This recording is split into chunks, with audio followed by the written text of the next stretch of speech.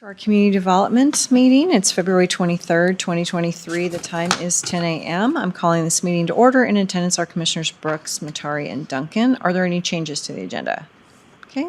Hearing none, I have no opening remarks except that we are going to try to be out of here by 10:45 so Commissioner Brooks can get to his next appointment. And conflicts of interest. Any and none. Our first item under deliberations is CUP 22-000, Old Highway 95 storage units. And Amy, are you leading us today? Yes, I am. Thank you, Chair.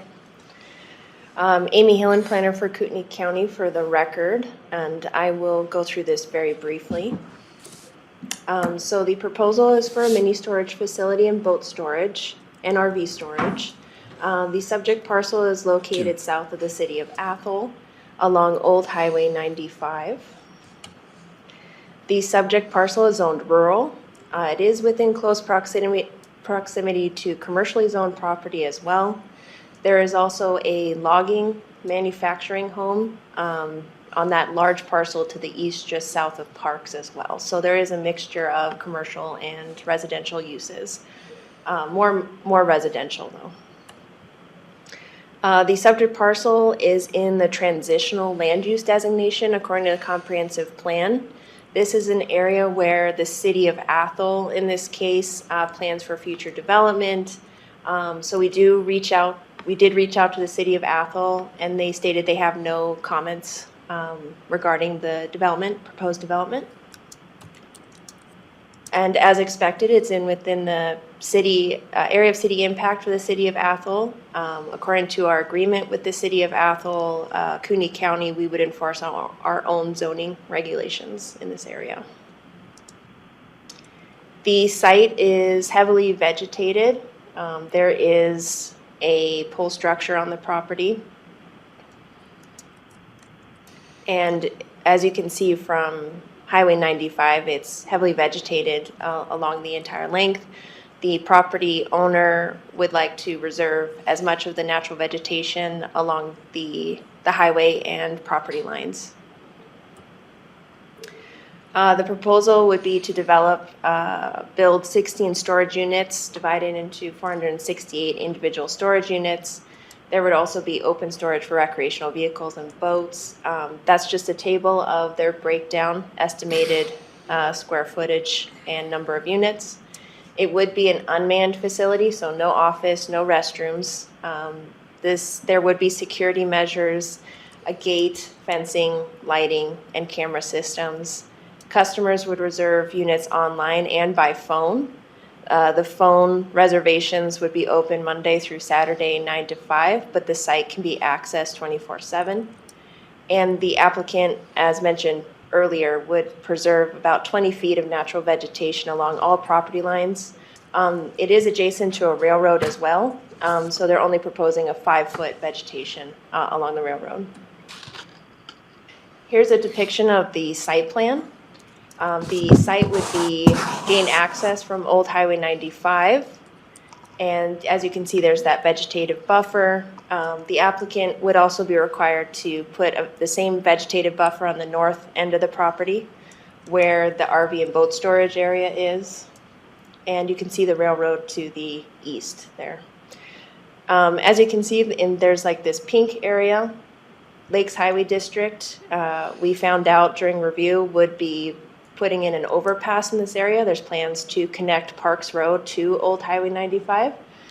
And in that case, once it's built, the applicant would request a secondary access to continue to store boats and RVs. That would be up to Lakes to grant that secondary access.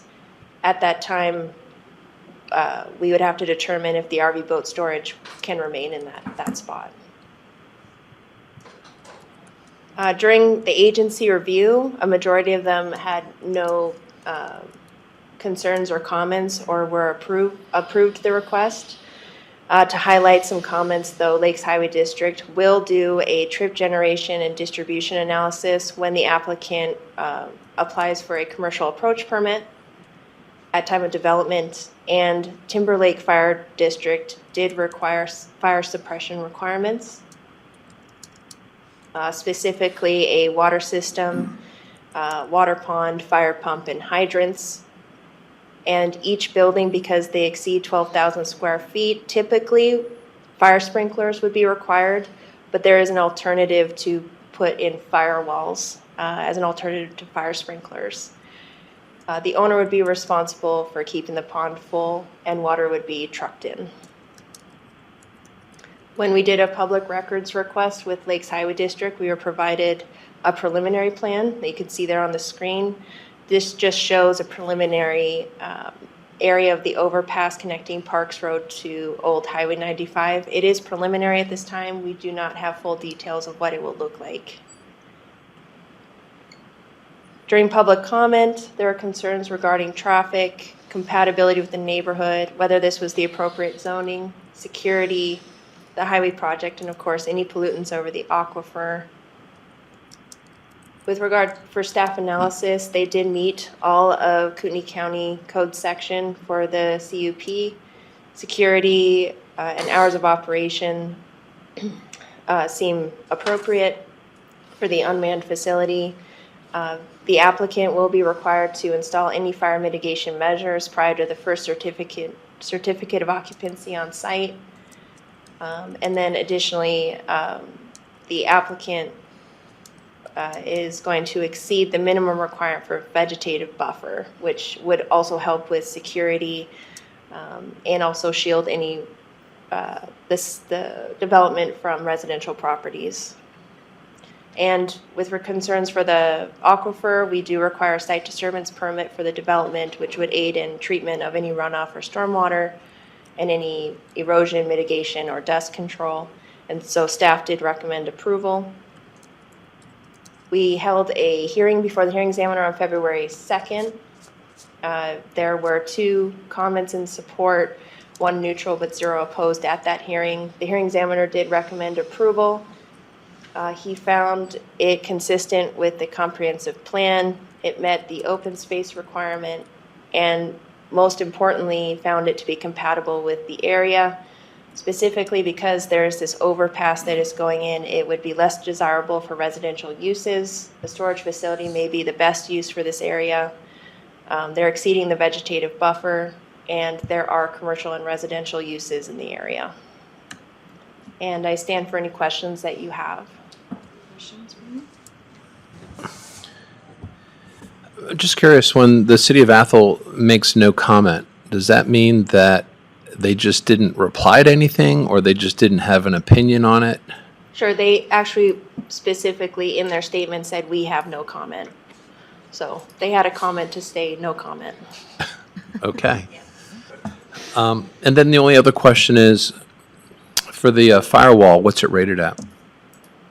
I don't know if I can answer that. I'm not on the building side, but I know our building official did say that that is an alternative, and they will review the specific plans when we get a building permit. Yeah, because with something that's unmanned, having a firewall doesn't seem like it's as effective as a sprinkler.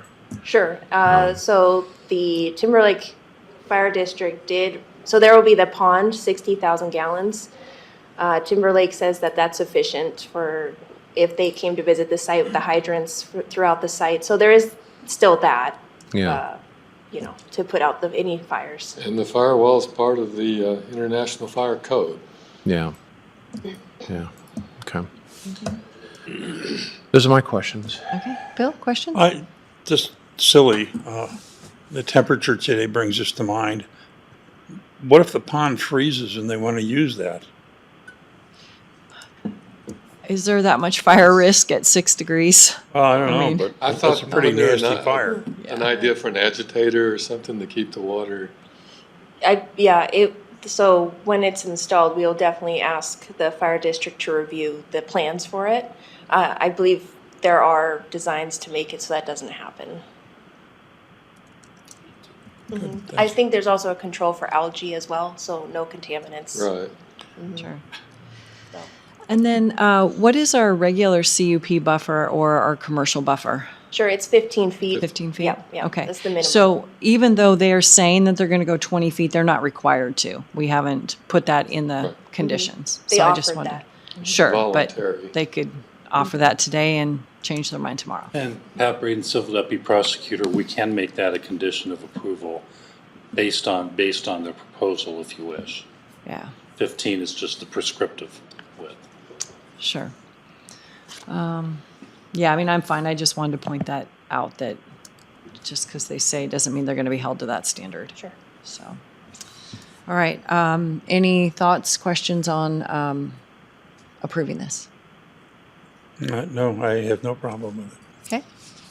Yeah, I have no problem approving it. I do think that with the conditions set forth in the proposal, it only makes sense to hold them to that. To 20. You want to change that?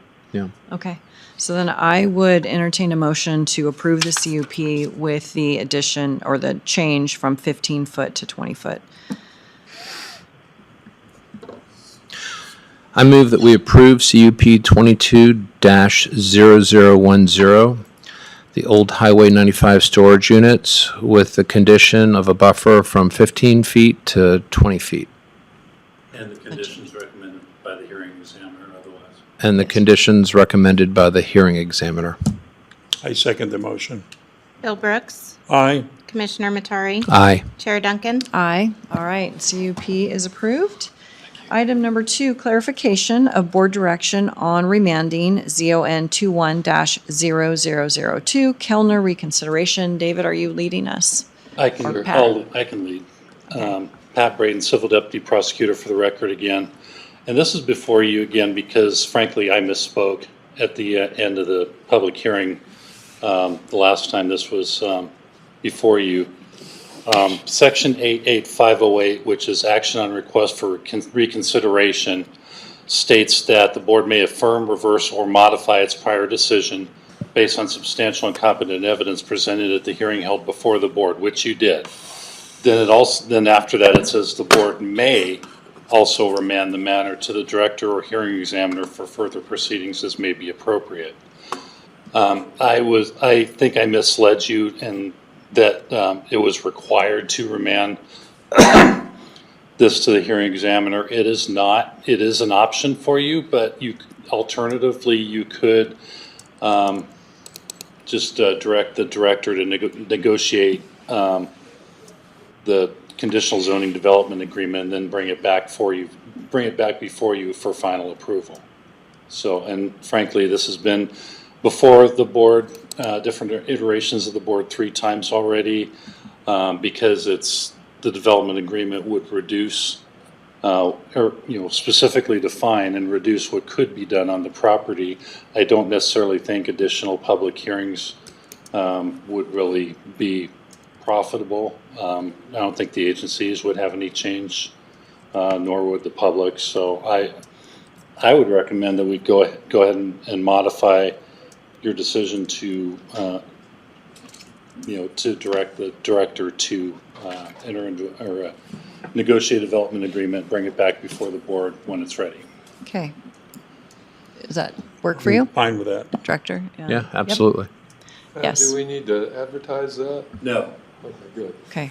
just just the open meetings law notice that we need to do for any deliberations. Got it. Thank you. Okay. And then, so I will take a motion in just a second here to remand that to the director for negotiation. The other thing too, I mean, am I allowed to say what my preference is for the CZDA, or am I not allowed to say that today? I guess it depends on what it is. Guess it depends on what it is. We did have a 2-to-1 vote for the CZDA, and I'd like to just limit the scope of this to modifying the remand. So Okay. So I can email the director? sure. Yes. Okay. That's entirely appropriate. Okay.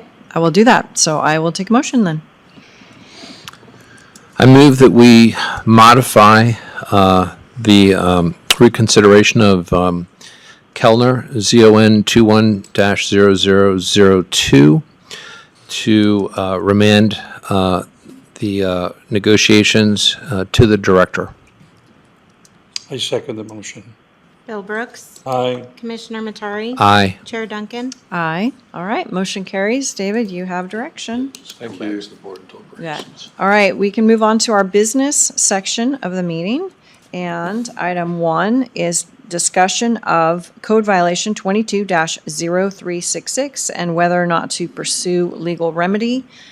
And who is going to, I will. all right, David. Good morning, Commissioners. David Callahan, Community Development Director. This item and the next item are identical in the sense that we have gone as far as we normally do, meaning we've done a notice of violation in the land records of the county. The reason I'm here before you is in both cases, an adjacent neighbor is upset and would like us to go further. Normally, the further would be pursuing legal remedy, and the way that usually works is I ask Pat to send a warning letter and then a follow-up letter that says court proceedings are imminent. And usually that gets people's attention, so I'm hopeful if we go that way in both of these that we won't have to go to court. But I want to give you the particulars of this and you tell me what you think. In this first case, you can see on the screen a rather lengthy road has been installed without the benefit of a site disturbance permit. About 50 cubic yards, well, not about, 50 cubic yards is the trigger for a site disturbance permit. You can see here there's closer to 5,000 cubic yards. It runs the entirety of the length of this 10-acre property, and it's steeper than the fire district would allow. It's about 20-something% grade. 14 would be maximum normally. It also, you can't see on these slides very well, but I can tell you from spending a lot of time with the neighbors, the property line is right through here, so portions of this fill are actually trespassing on the neighbor to the south. And this is a rerouting of the road. Let me go to an aerial photo and it'll start to make sense. Here. So what I was showing you is at the very bottom of the screen, runs all along the bottom property line. It's all new. It's a rerouting of what is effectively Corbin Hill Road, which is here. And Corbin Hill Road's been on the county's books for some time, but it's conceivable if we stopped Corbin Hill right here and we permitted this new driveway, that the two neighbors that get access off of Corbin Hill could get access off of this new point down here. I don't know if they're agreeable because, again, we haven't got a site disturbance permit and we haven't talked with the neighbors. We just have a complaint and we filed a notice of violation. So in wrapping up, again, normally we would just let this lie in the land records. But here you have the case where there's new trespass, both physically and anytime there's a storm, because now this new road concentrates water into one culvert and then shoots it all into the property to the south. It used to be a sheet flow across the southern boundary. So the bottom line is it's problematic for the neighborhood. And the neighbor to the south is, it's fair to say, beside himself, he and his wife. So they wanted to come talk with you directly. I said, why don't you let me set the stage? And so that's why I'm here. Does that give you enough to go on? So what has this property owner said to the county? No how, nowhere, no way are they going to go do a site disturbance permit. Just Okay. Well, I think I would probably have a different opinion if it was not causing runoff into the neighbor's property. So, what are your thoughts, Bruce? Well, obviously, if someone's, putting dirt on another person's property, that's an issue without their permission. And again, with the runoff, because that creates a different erosion issue. and just as a matter of courtesy, you should always approach your neighbors first, at least, to get some buy-in on what you want to do. So I like the idea of at least giving notice to start the process. I do too, because what is this? What legal term is this? Yeah. We can't countenance that really. I mean, in any case, you just can't do that. Well, thank you. I think usually, like I say, Pat's letter usually gets their attention, so we'll see what happens. I'll circle back with you if you'd like Yes. with how it goes. Yeah. Okay. I would appreciate that. Pat, do we need a formal motion for that? Staff to proceed? I think I think direction, the board's unanimous direction is sufficient. I don't think we need a formal motion. Right. Item 2, discussion of code violation 22-0511 and whether to pursue legal remedy. This is the same sort of situation, just to orient you, the little blue parcel is what we'll be discussing. The green is Post Falls. In this county neighborhood, the neighbor to the right of the screen has made a formal complaint. We discovered through our own research after the complaint that there is in fact an RV right about in this area where the hand's on the screen that's being used intermittently and possibly more for a person to live in it. And you can't live in an RV under the county code. You can use it intermittently, but that's the issue here, is that the neighbor believes that this is being used all the time on a permanent basis. And it's always hard for us to document that. But we have placed a notice of violation on this. The owner has not responded. Craig's here and knows more details than I do if you want to drill down on it. But again, the real issue here is that we haven't got any response from the owner. The neighbor is beside himself for reasons that go beyond just the person living in the RV. It's gotten personal, if you will. The person in the RV is a young man, I hear. He's, according to the neighbor, unruly, difficult, argumentative, and threatening. The neighbor's called the sheriff more than once. And so the neighbor would like us to pursue the same thing that we just did in the last case. That's really it in a nutshell, unless you want to go into the details. Do you want to hear from Craig? Well, not really. I know how difficult this is because some people, our county is kind of unique, will have a family living in an RV on the property on a short-term or even intermediate-term basis, just out of necessity. And I don't want to go around and start nuking every one of those. But this sounds like a situation where the person's not terribly cooperative with their neighbors. I think you could frame it more directly and say they're very uncooperative Okay. and very almost hateful comes up. Hateful. Okay. It's just really bad. What has become of any of the reports to the sheriff?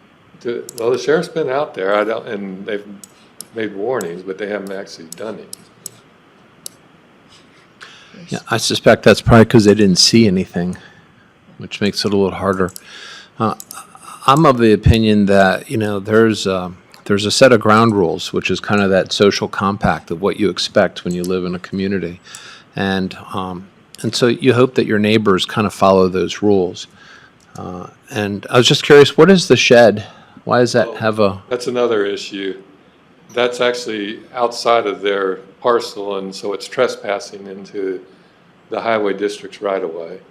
And Craig's informed the highway district, they're looking into it. I haven't heard what the highway district intends to do. Okay. But it does sound like, this person, if they're staying there on a permanent basis and they're, causing the sheriff to have to come out there, then, my opinion is it's probably prudent to follow the recommendation.